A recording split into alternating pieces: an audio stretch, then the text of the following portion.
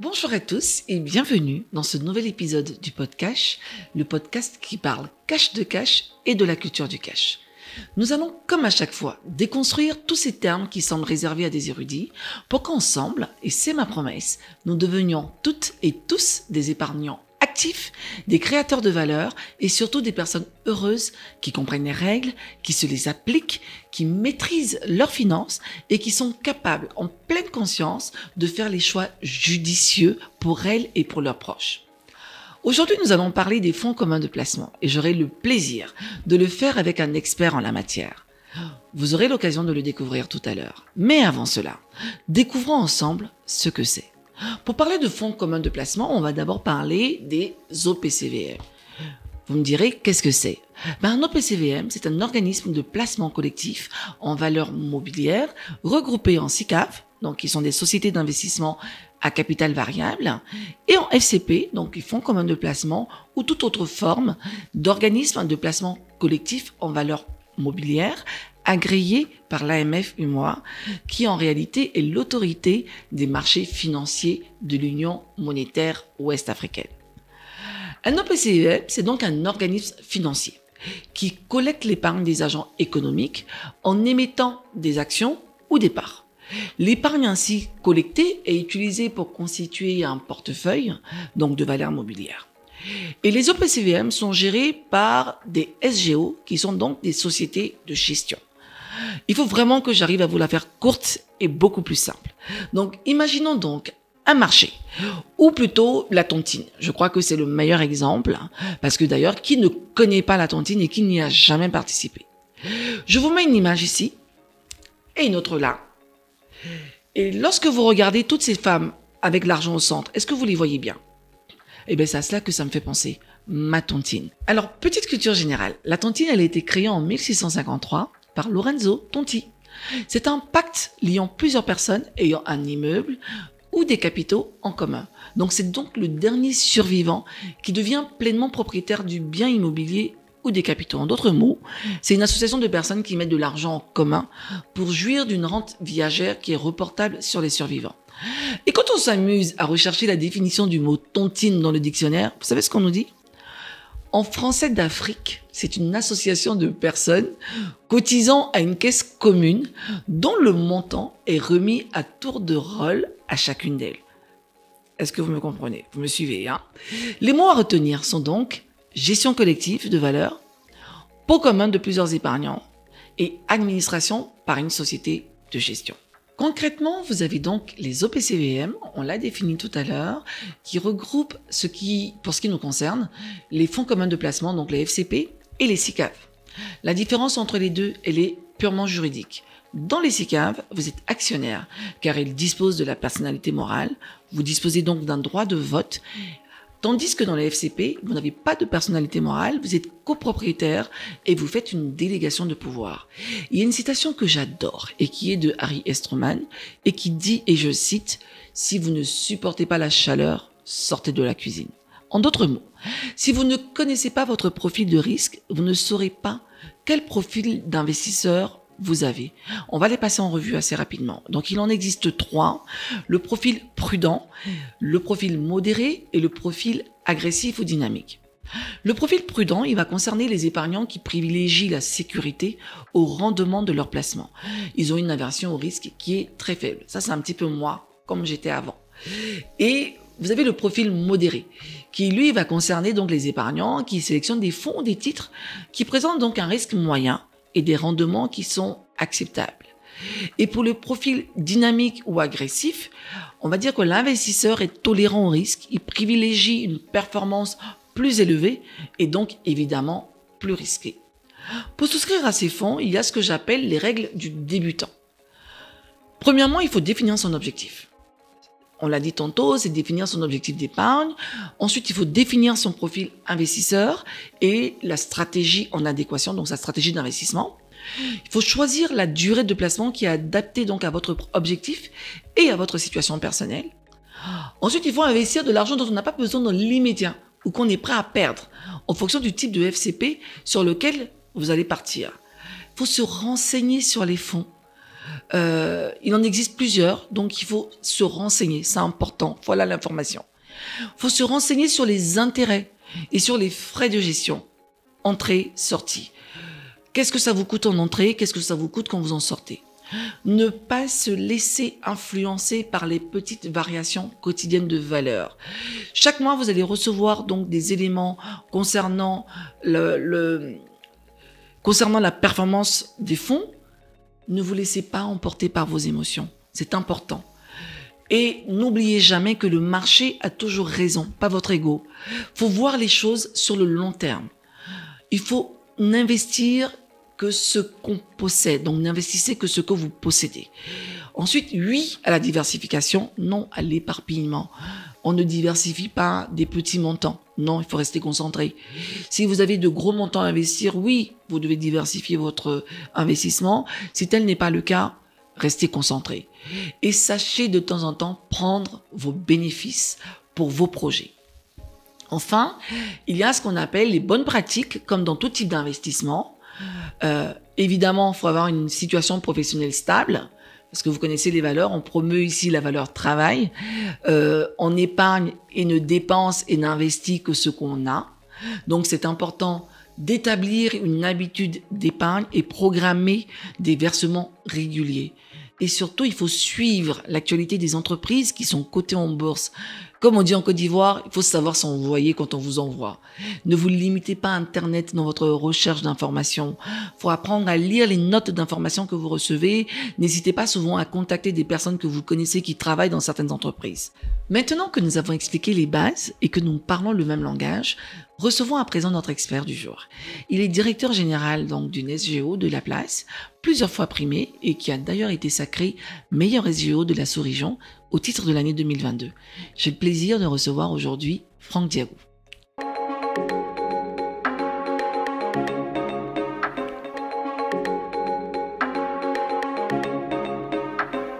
Bonjour Franck. Bonjour Laetitia. Bienvenue dans le podcast, donc le podcast qui parle cash de cash. Je suis ravie de t'accueillir. Aujourd'hui, je crois qu'on a déjà eu l'occasion de participer à un apéro cash, n'est-ce pas? Et est-ce que je peux dire en fait au peuple que c'est à cause de toi qu'il y a eu le buzz des 100 millions à cause de la simulation que tu nous avais faite pendant l'apéro cash? Bon, c'est la vérité. Hein. Donc, je crois qu'on aura l'occasion d'approfondir un peu tout ça, mais donc pour rappel un petit peu pour les gens, donc Franck est la personne qui, lors d'un apéro cash, avait fait des espèces de simulations concernant les montants minimum des cotisations qu'il fallait faire en fonction de son âge si on espérait avoir 100 millions à sa retraite. N'est-ce pas, non, Franck? Oui, c'était pas minimum. En fait, c'était supposant une rentabilité. Bien je sûr. pense que je me souviens de 9%. C'est ça, c'est ça. Effectivement. Mais on aura l'occasion de reparler. Écoute, avant que tu ne viennes, j'ai expliqué aux internautes un petit peu ce que c'était les fonds communs de placement, les SICAV. Mais je pense que toi, en tant que justement expert, ce serait bien que tu puisses nous expliquer, tu vois, de façon aussi simple. Qu'est-ce que c'est? C'est un moyen de devenir plus riche. Excellent. J'ai pour habitude de dire en fait que notre métier, nous les gestionnaires d'actifs, c'est de rendre nos clients plus riches. Donc nous créons des véhicules qu'on appelle fonds communs de placement qui justement offrent l'opportunité à nos différents clients de mieux rentabiliser leur épargne. Donc quand je dis mieux rentabiliser leur épargne, c'est-à-dire gagner plus que ce qu'ils auraient pu gagner dans d'autres endroits. D'accord. Donc et en plus de ça, en fait, ce sont des produits d'abord qui sont défiscalisés. Donc ça veut dire qu'ils bénéficient d'un traitement fiscal favorable. Donc les autres produits, très souvent, pour la plupart, ne sont pas défiscalisés. Donc il y a déjà un avantage à pouvoir entrer dans ces produits-là. Et après, ce sont des produits qui sont très flexibles, à différence de tous les produits que tu connais sur la place. Tu peux rentrer quand tu veux, tu peux sortir quand tu veux, tu n'as pas de fréquence obligatoire de paiement, sauf si tu t'en imposes une. Bien sûr. Et en plus, je dis, c'est de faire beaucoup plus d'argent quand tu veux, comme tu veux. Franck, moi je trouve que quand on dit on veut faire beaucoup plus d'argent, déjà comment on rentre? Parce que quand tu dis que on doit rentrer, pour rentrer c'est facile, comment on y rentre? On rentre très facilement. Essentiellement on demande photo, la documentation de base, photo, puis remplir 2 ou 3 formulaires, et c'est fini. Est-ce qu'il y a un montant minimum? par exemple. Aucun Un peu montant minimum. comme dans la SGI Non, vous pour pouvez venir avec l'ouverture 1000 d'un francs. compte titre. 1000 francs, Avec 100 1000 francs. francs, non, Franck, attends. Est-ce que, par exemple, dans les fonds que tu proposes, hein, vous avez des fonds où la part est de 1000 francs? La part, la minimum est de 5000. Mais nos parts sont voilà. décimalisées. Ça Ok. veut dire que je peux prendre une partie d'une part. Ah, ça, c'est nouveau. Par contre, attendez, là, il vient de rajouter quelque chose, hein, parce qu'il n'y avait pas ça à l'époque. Ça, j'avais pas ça, en fait, parce que je savais qu'il y avait un minimum de parts. Et là, tu me dis, en fait, qu'aujourd'hui, tu peux donc avoir une partie de la part. Si. Il y a une valeur de la part Bien sûr. initiale, mais les clients ne sont pas obligés de prendre une part au minimum. D'accord. Donc, ils peuvent prendre une partie de part. C'est-à-dire, ils peuvent prendre simplement 0,5%. Ah, ça, c'est intéressant, d'une par part. contre. D'accord. Et je sais que la question que les gens se posent, c'est de savoir, OK, bon, tu es en train de parler de ça, mais est-ce qu'on va pas déjà spécifier les différents types de fonds que vous avez? Si. Ou qui existent, tu vois, parce que je sais qu'on a des fonds 100% obligations, on a des fonds un peu mixtes avec des obligations et des actions, des fonds 100% actions. Est-ce que tu vas pas peut-être nous réexpliquer un petit peu tout ce qui existe sur le marché pour qu'on puisse justement se projeter? OK. Il existe en fait plusieurs types de fonds en fonction de la rentabilité qu'on recherche et puis du niveau de risque qu'on recherche. Le fameux niveau de risque. Exactement. OK. Donc, les fonds obligataires dont tu parlais justement tout à l'heure, ce sont des fonds sans risque. Enfin, je dirais sans risque avec très peu de risques. Attention, Il faut parce que mitiger nous, un peu là, les termes. Et Franck, donc, avec excuse-moi très de peu risques. t'interrompre, Oui. parce que justement, à la faveur du buzz, on a tout lu sur les réseaux sociaux, où les Vas-y. gens ont dit en fait que oui, eux, ils travaillent dans des grandes institutions et que bon, d'ailleurs, les fonds communs, tu sais, n'étaient absolument pas recommandés dans leur marché, en oubliant que, comme j'aime bien le rappeler, ici, ce n'est pas là-bas. Et que donc, c'était pas forcément garanti d'avoir, tu vois, un certain niveau de taux. Donc, je pense que quand tu en parleras, ce serait bien que tu D'accord. nous donnes aussi un average, Bon, tu vois, au d'abord, niveau je des suis taux. surpris qu'on me dise que des fonds communs de placement peuvent ne pas être recommandés. En fait, le principe du fonds commun de placement, c'est la mutualisation. Bien sûr. C'est-à-dire qu'on met de l'argent en commun pour un investissement, pour un but commun d'investissement. Donc, ça renforce la capacité de chacun. C'est-à-dire que si moi, j'ai une capacité faible d'épargne, je peux rentrer dans un groupe et ce groupe aura une capacité forte d'épargne qui me permet d'avoir un impact plus grand que celui que j'aurais eu tout seul. Donc, dire que les fonds communs de placement peuvent être déconseillés, je pense que c'est vraiment un abus. Maintenant, il faut savoir en fait quel fonds commun choisir. C'est de ça qu'on parlait tout à Bien l'heure. sûr. Il y en a plusieurs. Et le niveau de risque aussi change en fonction du fonds commun. Donc, effectivement, si j'ai eu à choisir un fonds commun qui n'est pas adapté à mon profil de risque, je peux avoir des déconvenus parce que justement, j'ai fait un mauvais choix. Donc, on a des fonds comme le fonds obligataire qui, je corrige, à un niveau de risque très faible pour être plus puriste. Et qui a une rentabilité, il offre des possibilités de rentabilité qui sont bien au-delà de celles auxquelles les clients ont l'habitude. C'est-à-dire bien au-delà de 3,5%. On va se tourner autour de 6%, 6 et quelques pourcents, 5%, en tout cas autour de là. Est-ce que c'est possible que ça puisse faire moins C'est possible. sur nos marchés? C'est possible. Toute proportion gardée et toute... c'est possible que ça puisse faire moins. D'accord. Mais voir un fonds obligataire être négatif, alors qu'il a fait toute une année de fonctionnement, ce serait vraiment difficile. Ok. Ça, c'est bien dans nos marchés. Hein. Voilà. Et quand je parle de nos marchés, on est en train de parler, nous, de lui et moi. Hein. C'est ça, Voilà. exactement. Parce que c'est un point aussi à prendre en considération, parce qu'il y a plusieurs types de fonds obligataires sous d'autres cieux. Bien sûr. Donc, ici, le marché est plus sécurisé. C'est ça. On parle aussi de titres d'État. Donc, les États ont eu pour habitude de payer leurs différentes dettes sur le marché. Donc, il n'y a vraiment aucun souci à se faire. D'accord. Donc, il y a des fonds aussi actions. C'est-à-dire ce sont des fonds qui vont uniquement dans les actions. Donc, ils sont très risqués. Ça, c'est pour les gens De qui par- sont que le profil dynamique. Exactement. Ok. Exactement. Mais que je conseille exactement à 100% aux jeunes. Ok. Pourquoi? Parce que les jeunes, enfin, quand je dis jeunes, je dis... Ah, parce que attention à toi, nous tous on est jeunes, hein, donc fais attention à toi. Quand tu dis jeune, tu nous situes dans quel âge? Bon, Tu comprends? moi je pense qu'on est un peu dans la moyenne d'âge. Mais bon, les jeunes, Ok. c'est surtout ceux-là qui sont encore à l'université. Je peux dire même ceux qui sont encore... Ou qui commencent à travailler qui peut-être? commencent à travailler, qui ont 5 ans d'expérience, au moins la D'accord. moins de la trentaine. 35 Ouais, parce que je vois des maximum. gens venir nous dire que quand on parle des étudiants, ils n'ont pas d'argent. Alors qu'on oublie que tous les étudiants, nous tous, on est capables, on a été étudiants, on a souvent fait des petits boulots à côté, tu vois, pour augmenter notre argent de poche et que, comme tu viens de le dire, on peut investir avec 1000 francs, quoi.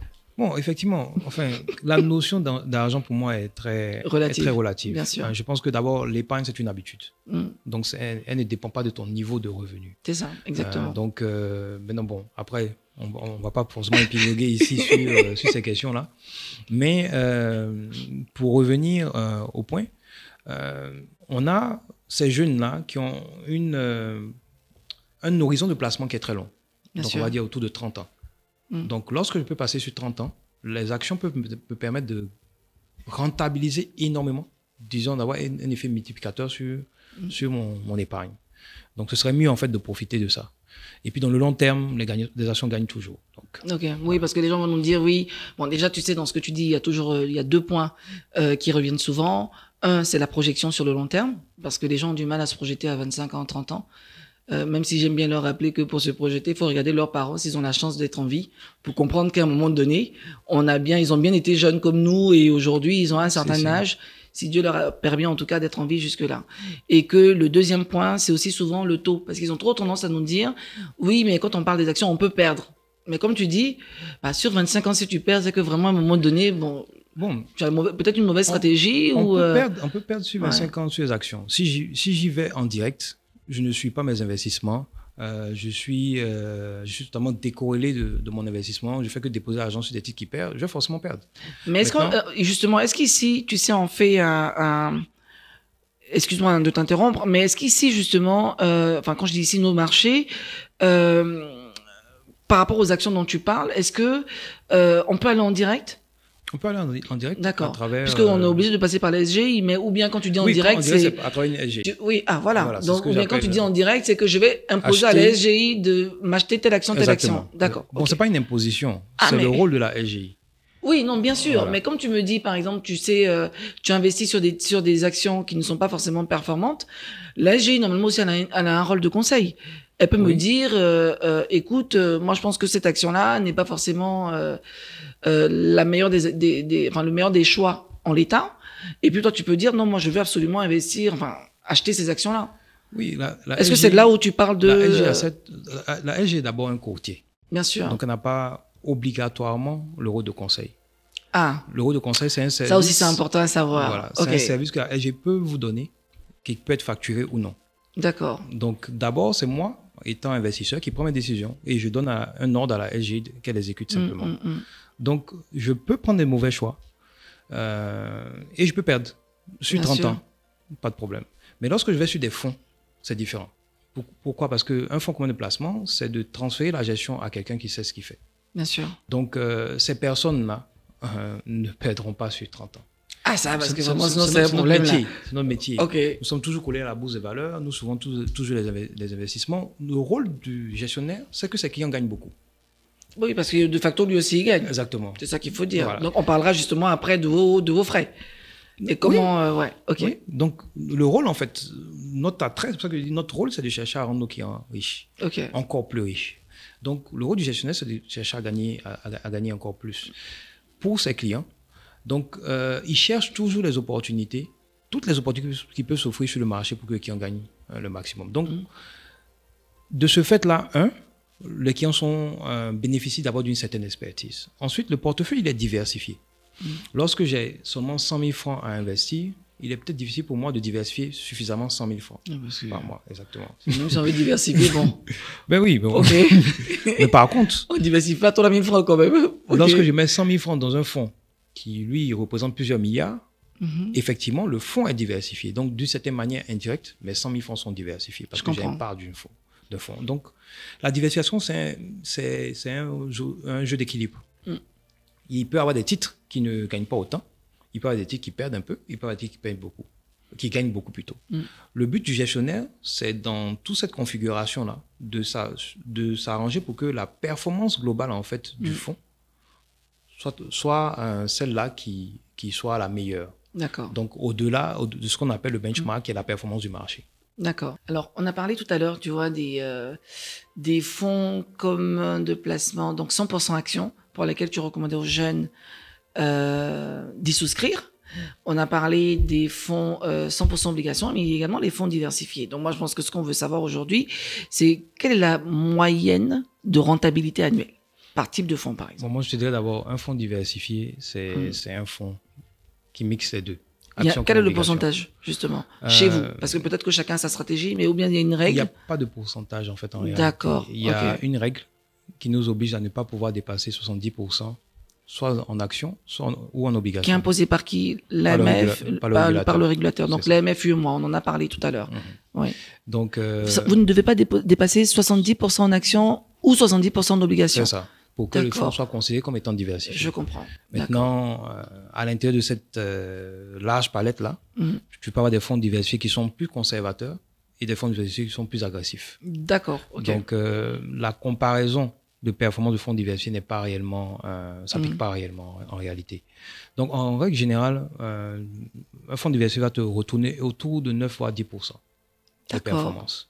Ça, c'est la performance annuelle. Annuelle, effectivement. D'accord. Étant entendu que, parce qu'on les voit venir, qu'il y a des années où ça peut être plus bas et des années où ça peut être plus élevé. C'est effectivement. Ok. Donc, n'oubliez pas qu'on parlait plutôt tout à l'heure de taux lycée, quand on parlait de l'exemple des 25 ans ou des 30 ans. Okay. Bon, à la base, la composante obligataire du fonds diversifié va lui permettre de pouvoir avoir une rentabilité sûre qui génère au moins sur le portefeuille obligataire.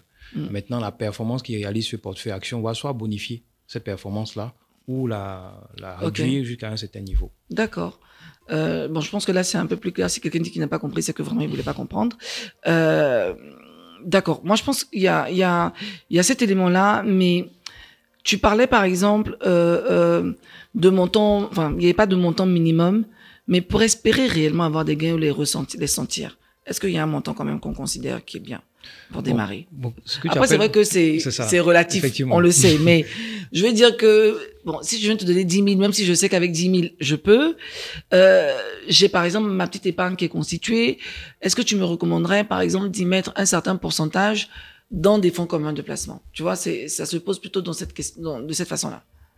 Bon, aujourd'hui, je dirais que il faudrait conserver maximum 2 à 3 mois, maximum de salaire sur des solutions je te vois venir d'épargne accessibles rapidement. D'accord. C'est-à-dire, qu'est-ce qu'on appelle les solutions d'épargne accessibles? Parce que justement, ça nous permettra de rebondir après sur un point. Quelles sont les solutions d'épargne accessibles dont tu parles? Je dirais par exemple des comptes d'épargne. D'accord. Ce sont des solutions sur lesquelles j'ai une carte bancaire. D'accord. Donc, c'est accessible. Ou pas, mais bon, c'est accessible. C'est ça. Sachant que c'est également lui, hein. On dit qu'il faut savoir rendre à César ce qui est à César. C'est également Franck qui aime bien utiliser cette expression selon laquelle, même quand on garde son argent sur un compte d'épargne, puisqu'on voit les gens parler d'investissement, ça reste un investissement à 3,5%. Effectivement. Toujours. Oui. Effectivement. J'aime bien rendre à César ce qui est à César parce que c'est devenu ma phrase préférée, mais je leur dis quand même que c'est Franck qui le dit. Voilà. OK. Donc, je recommande le plus souvent aux personnes de conserver au moins 2 à 3 mois de salaire sur des comptes de placement traditionnels. Maintenant, sur les comptes de placement comme les nôtres, ils peuvent aller épargner plus. Quoique les fonds diversifiés, les fonds communs de placement, comme je l'ai dit tout à l'heure, ce sont des fonds qui sont liquides. À n'importe quel moment, je peux avoir accès à mon argent. Maximum combien de temps? Quelle est la procédure? Sous maximum 48 heures, j'ai mon argent. D'accord, ok. C'est vrai qu'il y en a qui s'engagent, il y a des SGE qui s'engagent sur 72 heures maximum. Est-ce que ça, par contre, sur ça, vous avez le régulateur vous impose quelque chose ou c'est chacun qui décide? Non. C'est juste que à partir du moment où le client demande son argent, nous avons pour obligation de lui remettre l'argent. D'accord. D'où les 48 heures. C'est ça. Le délai de traitement varie d'une société à l'autre. Okay. Et je pense que certaines sociétés font aujourd'hui l'effort même de pouvoir le faire en 24 heures ou moins que ça. Oui, j'en ai bénéficié. Hein, donc, par expérience, je sais que oui, j'ai déjà eu mon argent le jour même, n'est-ce pas? Oui, ok. Donc, pourquoi justement les 2-3 mois? On se dit que si l'idée de l'investissement dans le fonds commun de placement, ce n'est pas de venir prendre l'argent. C'est vrai que c'est disponible, je peux le prendre si j'ai un problème assez grave. Mais l'idée, c'est que cet argent doit rester, justement à cause du principe de l'intérêt composé et ainsi de suite, doit rester là, placé, investi pendant une longue période pour pouvoir donner des revenus très conséquents. D'accord. Donc, si je viens au prendre à tout moment, l'impact sera très mitigé. D'accord. Donc, ce qui veut dire que, donc, on regarde sa capacité d'épargne. Je vais essayer de résumer version simple pour nos autres. On regarde sa capacité d'épargne, on regarde le montant de son épargne disponible.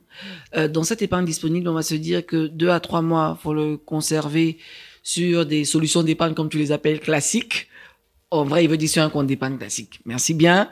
Et que le reste de son argent, c'est quand même mieux de le mettre dans des fonds communs de placement. Je dirais en fait qu'il faut faire une répartition depuis le début entre produits d'épargne classiques et pourquoi tu as du mal à dire compte d'épargne?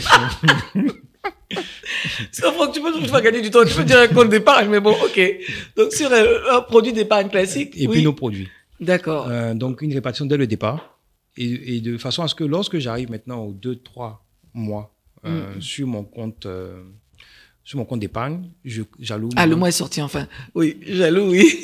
J'alloue maintenant la totalité de cet argent-là dans un compte d'investissement long terme. D'accord. Sauf que d'aucuns te diraient également que, mais pourquoi je mets tout le reste de mon épargne disponible dans un fonds commun de placement quand il existe pléthore de solutions d'épargne, enfin de véhicules d'investissement, entre les assurances, entre l'immobilier auquel tout le monde croit, entre tu vois, les entreprises. Enfin, il y a des gens qui aiment bien dire que oui, il faut investir dans son entreprise. Bon, ça aussi c'est un autre sujet, on y reviendra. Pourquoi je mettrais tout dans un fonds commun de placement, sachant que justement on a d'autres solutions qui existent? Oui, il y a deux solutions. On est libre chacun de disposer de notre argent comme on le souhaite. Mais il y a deux types d'épargne, ou du moins il y a deux types d'investissements. Il y a l'investissement passif, celui où je dépose mon argent quelque part et il tourne pour moi, il travaille pour moi. Et il y a l'investissement actif, où je prends part en fait à la rentabilisation.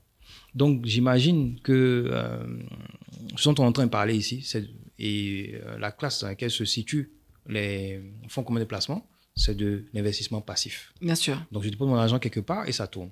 Donc lorsque je me situe dans ce contexte-là, d'une personne qui a son métier, qui va qu'à ses occupations normalement, et qui souhaite quand même rentabiliser le surplus d'argent qu'il a, c'est à ce moment-là que je parle de fonds communs de placement de cette manière-là. De solutions d'épargne classique et fonds communs de placement. C'est ça, exactement.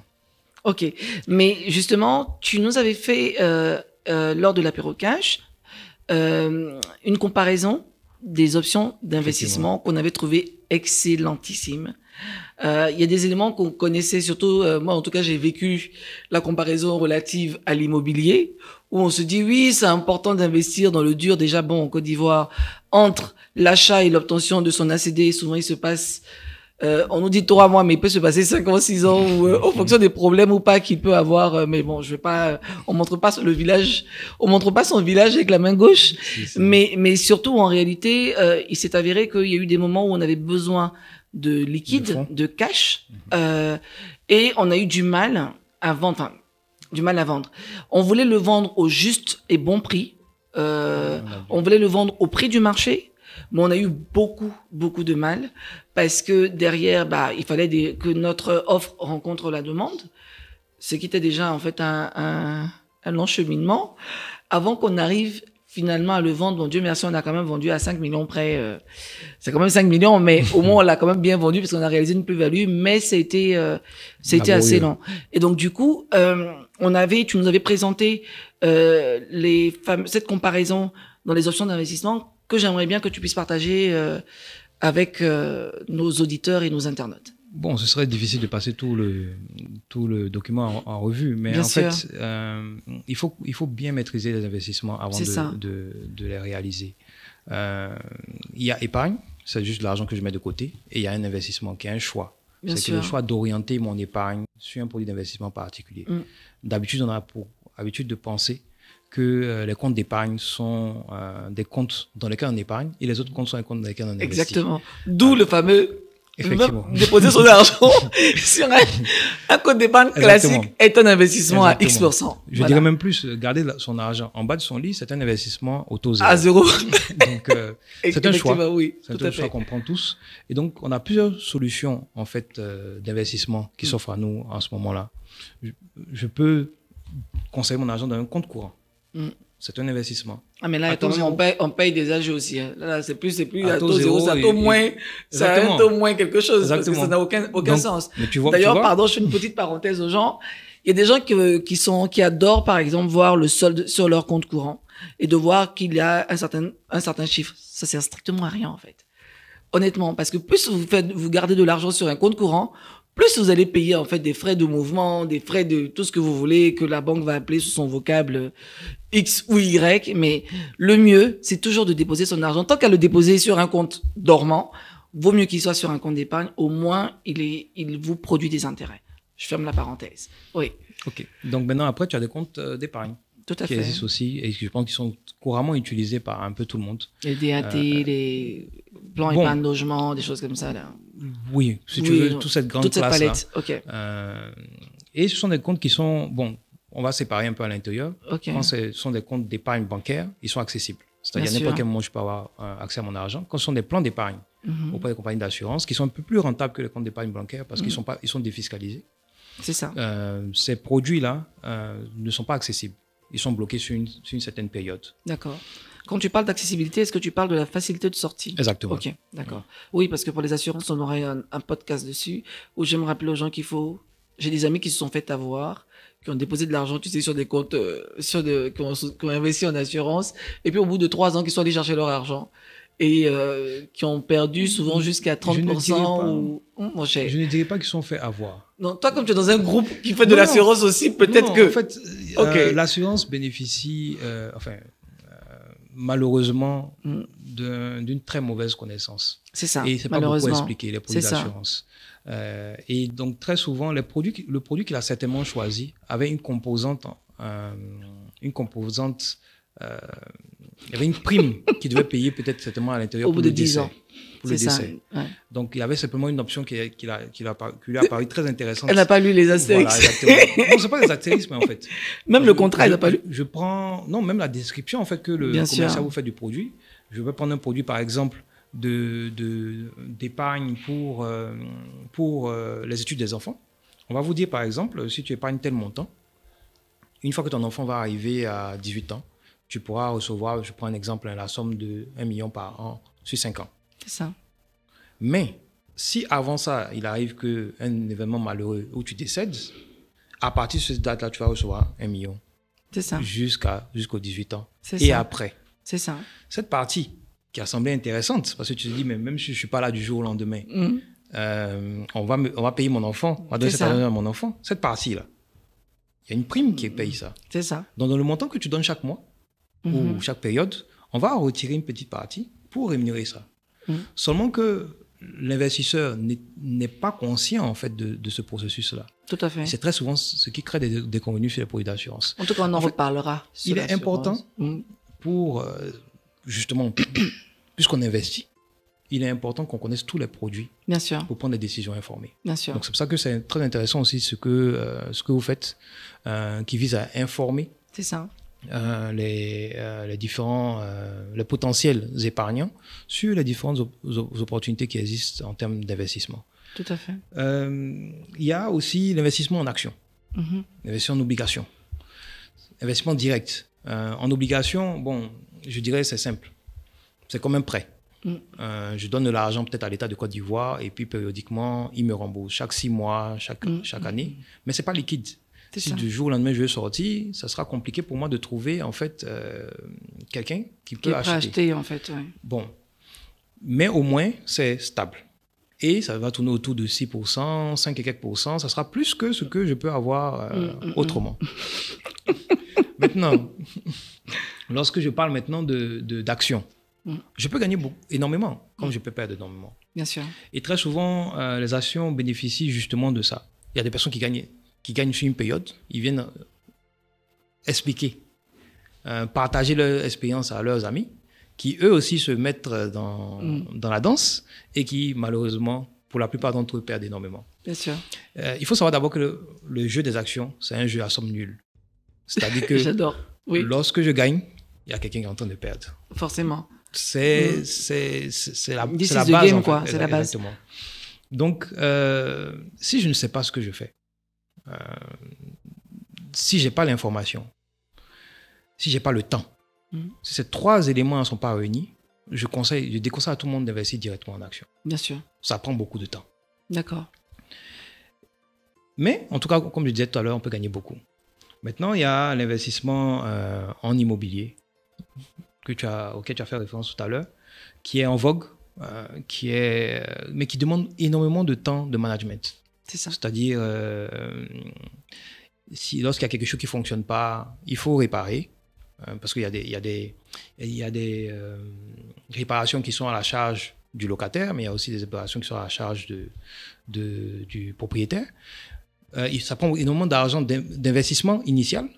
C'est pas on parlait tout à l'heure de 1000 francs, donc ce sont des montants très importants. Et en tout cas, grosso modo, c'est difficile à gérer. Bien sûr. Mais ça donne des revenus stables sur une longue période, et aussi le bien prend de la valeur avec le temps. C'est ça. Mais le jour où je veux sortir aussi, je l'ai expliqué tout à l'heure, c'est très compliqué de sortir. Et puis, bon, tu as la création de business. Ça aussi, c'est une mode qu'on a aussi ces derniers temps. De se dire que l'entrepreneuriat... Exactement. On a des success stories qu'on voit. Donc, on veut être comme ces personnes-là. Donc, on veut se lancer, on veut faire notre petit business. On a toujours l'impression que ça va beaucoup marcher. Les statistiques nous disent que, dans un premier temps, c'est moins de 5% des entrepreneurs qui arrivent à s'en sortir. Et souvent même qui arrivent même à garder l'entreprise ouverte jusqu'à 3 ans. C'est ça. Donc, ça, c'est déjà une première base. Et après, ça prend beaucoup de temps de gérer une société, ça prend beaucoup d'abnégation, ça prend beaucoup... Bon, à la fin, pour la seule personne qui a son métier, parce que là on parle d'épargne, la seule personne qui a son métier, ce serait difficile en fait d'être performant. À un moment donné, pour pouvoir réussir, il faut laisser tout ce qu'on fait et venir se mettre à 100% dans son business. C'est ce que j'appelle, il ne faut pas être gomboïste à vie, avoir les side business et se concentrer sur le business pour espérer le voir prospérer. C'est ça. Ouais. D'accord. Donc, bon, tout ça autour de tout ça, il y a le fonds commun de placement. On a essayé de faire justement, un document dont tu parlais, un benchmark qui prend les différentes caractéristiques à regarder dans un investissement, à savoir l'investissement initial. Donc, dans un fonds commun de placement, il n'y a pas de limite vers le bas, il n'y a pas de limite vers le haut. L'exigence en termes de gestion. Dans un fonds commun de placement, je dépose, je reste chez moi, et puis l'argent travaille. La rentabilité, le fonds commun de placement est très rentable, plus rentable, je dirais, que les produits classiques. Bien sûr. Mais, dépendamment du fonds que je choisis, il y a une dose de risque. Tout à fait, donc il faut tenir compte. Voilà, donc il faut tenir compte. Donc, si je n'aime pas le risque, j'ai les fonds obligataires qui s'offrent à moi. Si je peux prendre beaucoup plus de risques, je vais graduellement vers les fonds diversifiés, les fonds d'action. Et la fiscalité. Les fonds communs de placement sont défiscalisés. Au même titre que les produits d'assurance vie aussi. Mais tous les autres produits dont on a parlé sont fiscalisés. C'est toujours des taux bruts qu'on nous annonce. Ouais. Voilà, donc quand on dit 3,5% sur certains produits, en réalité, c'est 3,5% moins 13% quand je suis un particulier. Donc, il y a le risque. Donc, sur les comptes d'épargne, le plus souvent, le risque il est quasi inexistant. Mais sauf en cas de faillite de la banque. Exactement. Bon. Comme ça n'arrive pas souvent, mais c'est déjà arrivé aussi à plusieurs reprises. Mais comme ça n'arrive pas souvent, effectivement, on ne considère pas ce risque-là. Mais sur les comptes d'épargne, le risque il est assez faible. Sur l'immobilier, le risque n'est pas aussi grand que ça. Il est assez, je dirais, moyen. C'est juste la facilité de sortie qui est plus longue. C'est ça. Mais sur l'entrepreneuriat, le risque il est énorme. Bien sûr. Sur les actions, le risque il est énorme. C'est ça. Et les obligations, c'est assez faible. Donc, sur la faculté de sortie, je crois qu'on en a longuement parlé. Hein, en disant que pour certains, en tout cas, pour ceux qui étaient compliqués, on pouvait aller de 6 à 24 mois, à l'exception de tout ce qui est création de business, où on peut dépasser les 24 mois. D'accord. Et tu en parlais tout à l'heure des frais. Ouais. Les frais sur les fonds communs de placement sont avantageux. Dans un premier temps, parce que je ne paye que des frais au début et je paye des frais à la fin. D'accord. Au moins, je sors. Mais qui en réalité ne sont pas visibles pour la personne. Si. Est-ce que par exemple, quand on me met, tu sais, la valorisation qu'on reçoit, Ça intègre déjà en fait vos frais, non? Non, il faut séparer. Ok. Le client paye des frais d'entrée et des frais de sortie. Ok. Donc, au moment où je rentre dans un fonds, je vais payer des frais qui vont osciller entre 0,5, 1% C'est ou capé 2%. par le régulateur? Non. Chacun décide. Non, voilà. D'accord. En fait, il faut savoir, en fait, le but pour nous, c'est que nos clients gagnent. Ok. Donc, on cherche à toujours avoir le niveau de frais le plus minimal possible D'accord. pour nous assurer qu'en fonction du fonds dans lequel il est en train de rentrer et de la performance espérée sur le fonds, il pourra gagner quelque chose Je d'intéressant. comprends. Donc, il y a les frais d'entrée et il y a les frais de sortie. D'accord. Si vous restez Combien 20 de ans temps? Ouais. dans un fonds, vous ne payez rien pendant les 20 ans. Ok. C'est très important. Maintenant, ce à quoi tu faisais référence, ce sont les frais de gestion. Ok. D'accord. Les frais de gestion sont payés par le fonds Ok. à la société de gestion. D'accord. Donc, lorsqu'on vous sert une rentabilité, ce sont des frais qui ont été déjà pris en compte D'accord. en amont, avant qu'on vous dise, par exemple, que le fonds a généré 7,65% au cours de l'année. Ce qui rend ça un peu le net à percevoir. C'est ça. D'accord. Mais écoute, Franck, je pense qu'on a fait quand même le tour de la question sur les fonds communs de placement. On a parlé des différents types de fonds qui existent. On a parlé de comment on entre, comment on sort. On a parlé un petit peu des minimums requis. J'ai bien aimé la phrase. C'était quoi déjà là? Il y a pas de truc par le haut. Il y a pas de. C'était quoi déjà? Il y a pas de minimum par le haut, minimum par le bas, et que il y a pas de montant en tout cas minimum. Si quelqu'un veut souscrire à un fonds, il faut juste qu'il aille voir une société de gestion et puis il démarre. Et on a parlé aussi, on a essayé de comparer les différentes options d'investissement qui existaient avec les barrières à l'entrée, les barrières à la sortie. On a parlé de la fiscalité, on a parlé des niveaux de rentabilité. Donc, à mon avis, on a fait le tour, mais on a une habitude dans cette émission qui est de prendre une espèce de cas pratique de quelqu'un qui va nous expliquer une situation donnée, et puis on va demander à l'expert ou à moi-même, et puis on va essayer de lui donner un début de solution. D'accord. Un conseil, comme on dit, tu sais comment on dit en Côte d'Ivoire, hein, pour mes amis de la diaspora, ou en tout cas mes amis africains, chez nous ici on dit il n'y a pas d'expérience, enfin on dit conseil n'a jamais conseillé personne, c'est l'expérience qui conseille. Donc on peut vous donner quelques conseils, après la décision elle vous revient in fine. Donc on va écouter ensemble le cas qu'on reçoit aujourd'hui, qui est Jean-Charles. Bonjour Laetitia, je suis Jean-Charles et j'ai 43 ans. Je suis responsable logistique dans une PME de la place. Je suis marié sous le régime de la communauté de biens et j'ai 2 enfants avec ma femme, dont la première a 8 ans et le deuxième a à peine 18 mois. Alors, j'aimerais acheter une maison ou construire tout simplement. Ce qu'il faut savoir, c'est que nous nous répartissons les charges. Nous avons chacun notre épargne et nous faisons pot commun pour le projet. Nous avons plusieurs comptes épargne et assurance vie. Et le salaire net du couple est d'environ 1 983 000. Nous avons une épargne également de démarrage de 950 000 francs. Alors, je voudrais savoir quel est le fonds auquel je peux souscrire, sachant que je veux gagner beaucoup d'argent pour acheter soit un terrain ou construire tout simplement.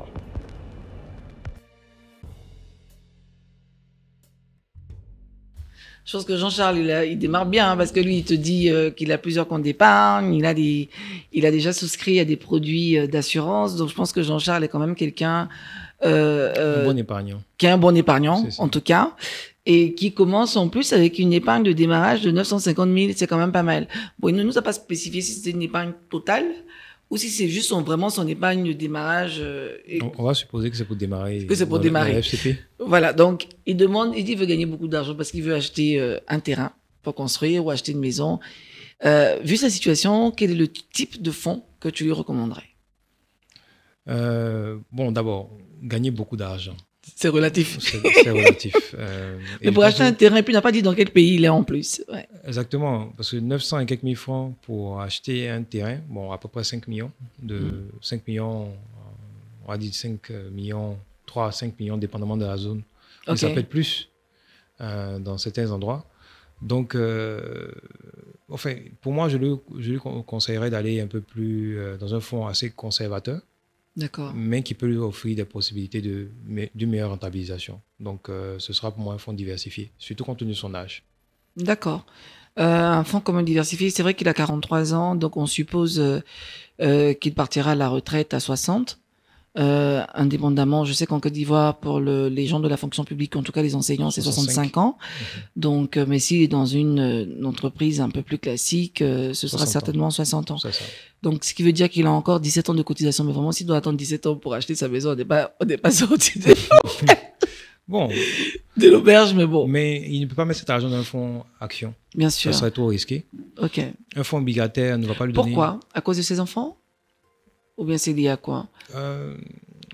18 ans. Ouais. Il lui reste 18 ans. C'est vrai qu'il a d'autres sources d'épargne, mais je pense que cet argent, c'est pour construire la maison. Bien sûr, bien sûr. Donc, c'est un projet qui est assez important, en fait, pour sa vie. Donc, d'où la proportion plus faible de prendre du risque. Par rapport... S'il m'avait dit, par exemple, qu'il souhaitait juste garder cet argent pour espérer, après, démarrer une entreprise, j'aurais dit, bon, c'est pas quelque chose d'assez essentiel. Parce qu'à la fin, démarrer une entreprise par la suite... C'est essentiel. C'était pas... Oui, ok. Oui, le plus important, c'est que lorsqu'il sera arrivé à ce stade-là, il va démarrer sa entreprise, il puisse vivre. Bien sûr. Et je pense que les autres épargnes ont ce rôle-là. Bien sûr. De l'aider à vivre au moment où il arriverait à la retraite. Mais la retraite de travailler. Alors que dans notre cas, c'est pour acheter une maison. Donc, il n'en a pas en ce moment, il veut en acheter. Donc, pour moi, c'est un projet qui est assez important dans la vie d'une personne. Toute personne doit avoir une maison à un moment donné. Bien sûr. Donc, le niveau de risque qu'il peut prendre sur cet argent doit être modéré. D'accord. Et puisqu'il veut gagner plus, et vu que l'investissement aussi initial n'est pas aussi énorme élevé, que ça, ouais. voilà. Donc, je pense que le fonds diversifié serait la meilleure solution. D'accord, ok. Mais écoute, merci beaucoup, Franck. Merci, Laetitia. On arrive au terme de notre émission. Est-ce que, avant que je ne donne moi le challenge de cette semaine à nos chers internautes et nos auditeurs, est-ce que tu aurais donc un mot de fin à nous formuler? Oui, bon, c'est le thème, le mot que j'ai l'habitude de donner à la fin de mes interventions. Il ne faut pas oublier l'effet de l'inflation. Nous sommes tous des épargnants, mais nous oublions très souvent que notre argent perd de la valeur d'année en année. Le seul moyen de pouvoir se couvrir efficacement, c'est de pouvoir bien placer son épargne. Donc, une des solutions qui permet au client de mieux placer son épargne, de mieux la rentabiliser et de le faire facilement, je dirais, ce sont les fonds communs de placement. L'éternel partisan des fonds communs de placement. Il faudrait bien choisir. Pour éviter les déconvenus, il faut bien choisir les fonds communs de placement en fonction de son niveau, son profil de risque. Bien sûr. Et je suis persuadé que toutes les personnes qui feront ce bon choix-là vont forcément, sous un terme assez long, se retrouver très satisfaits de l'investissement qu'ils auront. Terme assez long, on parle de... Ça dépend. Durée minimum. Ça dépend. En moyenne, comme je disais tout à l'heure, nos investissements sont évalués sur 5 ans. D'accord. Mais pour nous, le plus important, c'est que les gens se projettent sur 10, 15 ans, voire 20, 30 ans. D'accord.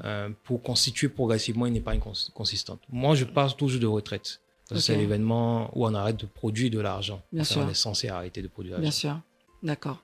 En tout cas, c'était un plaisir. Donc, pour vous, chers internautes et chers auditeurs, donc notre challenge de cet épisode va être très très simple.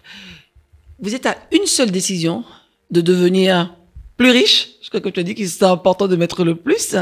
Vous êtes à une seule décision, à une seule étape de devenir plus riche. C'est juste d'aller donc sur le site du régulateur qui est l'AMF UMOA, ou en tout cas de les appeler pour avoir la liste des SGO agréés dans la région UMOA. Vous avez quelques entreprises qui sont sur le site de la BRVM, même si je trouve que le site n'est pas à jour. Et il y a aussi l'association donc des sociétés de gestion d'OPCVM, c'est ça, qui s'appelle l'ASGOP. Vous pourrez aussi vous renseigner auprès donc de cette société-là pour choisir la SGO dans laquelle vous allez faire votre prochain investissement, étant entendu que, comme l'a mentionné Franck tout à l'heure, il n'y a pas forcément de minimum requis. Vous regarderez en fonction des fonds qui vous sont proposés, quel est le fonds qui vous convient le mieux. C'est le seul challenge. C'est terminé pour aujourd'hui. Je vous dis merci d'avoir suivi cet épisode et je vous dis à bientôt. Merci beaucoup Franck. Merci Laetitia.